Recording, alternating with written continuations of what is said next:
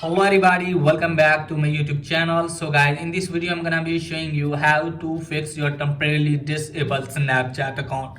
So guys, let's get started without wasting any time. So first of all, you have to close this page. Now after that guys, what you need to do is just simply you have to open any browser in your phone. So after that guys, what you need to do is just simply you have to search for Snapchat Sport.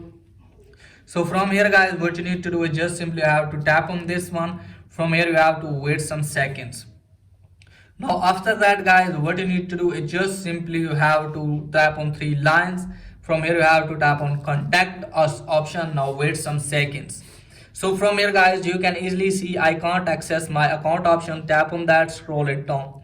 So from here guys, what you need to do is just simply you have to tap on I think my account was compromised. So from here you have to wait some seconds.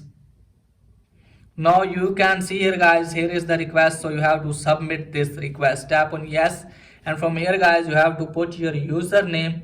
So you have to put the exact username, and here you have to put the email address associated with your account.